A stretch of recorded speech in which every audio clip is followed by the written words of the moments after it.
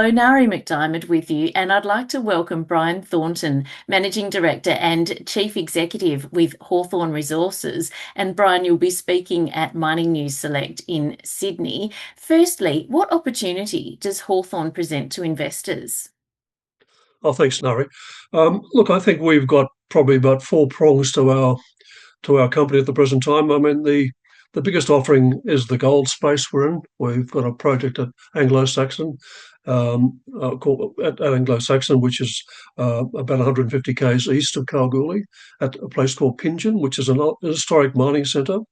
That's our main project at the present time, and that's our primary focus at the present time as well.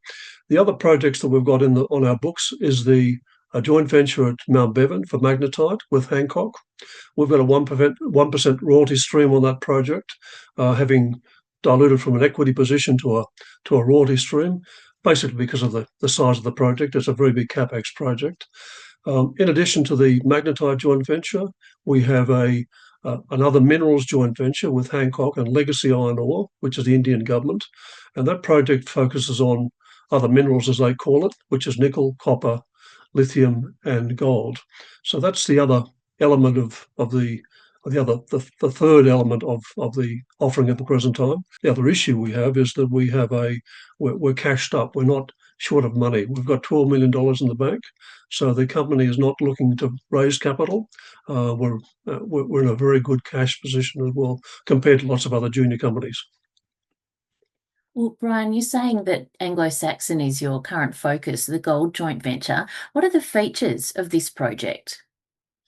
Well, it's a historical project. Pingeon was first mined in the 1890s, and we picked up the project in about 2012, and it was basically a stranded project. And there's no mills. There wasn't a mill close by that would accept ore. We did all the drilling to get that project to an MRE back in 2016. We started mining in 2017 and finished in late 2019, early 2020. We mined 50,000 ounces at about 2.5 grams at a starting gold price of $1,650 per ounce compared to what today's price is. So we still made a very good profit. We made $20 million on that project back in 2020. Since that time, we've gone out and drilled it further. In the last 9 months, we finished drilling in November last year. We drilled about 7,800 meters, and we increased our MRE, which we announced in January this year, to 200,000 ounces at 4 grams. So it's one of the highest grade gold projects in the Western Australian goldfields at the present time. We took it from 157,000 ounces at 6.1 grams to 200,000 at 4.1 grams. So fundamentally a very robust, financially robust project for the company. In addition to that, we've got a mining lease, which is granted mining lease on the project. We're within about 25 k's of some new mills being built. Rebecca's being built to our south at 25 kilometres to our south. We've got Carosue Dam's mill about 30 k's to our north, where we shipped our first ore back in 2017 to 19. And we've actually shipped ore to Kalgoorlie, which is 150 k's away. And that's been a profitable exercise, despite the fact that the trucking distance is 150 k's from Anglo Saxon to Kalgoorlie. Now, you did touch on your other assets earlier, but with the gold price, as you say, a lot higher than it was when you were mining previously, what's your focus in the coming months? Well, the focus will be Anglo Saxon because we're currently undertaking an optimisation study on the back of the new MRE we have.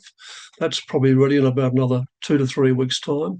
Once the optimisation is complete, we'll then take it to a feasibility study, a financial feasibility study, and then look at the next stage of mining. It'll be a fairly significant pre-strip of the existing resource, but we want to unlock at least 150,000 ounces of the high-grade ore to start with, following the pre-strip, and expose that ore to mining. We're looking at a couple of different alternatives at the moment. We might joint venture it, we might sort of go it alone, as we did in the previous exercise, or we might even look at another corporate coming in to help us fund the project and develop the project. That's the focus. If we go back to Mount Bevan, that project is underway. Um, there's an advanced forward works program being done by Hancock at the present time to basically refine the PFS they've done, which was done in 2024 and 25. It's a pretty big project. It's a very big, high priority project for Hancock and Legacy. There's about 1.2 billion tonnes of magnetite there at the present time, very high grade, beneficiating to about 70% Fe. So that project, from our perspective, is a nice back pocket opportunity for the company. It mightn't happen for another 4 or 5 years, but a 1% royalty stream on a magnetite project of that size with partners the size of Hancock and Legacy gives us a pretty nice place to be financially for that project. Longer term, Brian, what does success look like for Hawthorn? Well, I think longer term, we've proven to the market that we're a cash generating company. We're unusual in that sense. We've actually generated cash and returned money to shareholders. We've made a dividend return to shareholders back in 2021. We've made a capital return as well at the same time of 4.5 cents a share. So the aim of the company, the modus operandi, is to generate significant cash for our shareholders and either pay a dividend or put that cash back into opportunities, exploration opportunities, corporate opportunities that we see in the market at the present time in the space we're in, which is the gold space principally.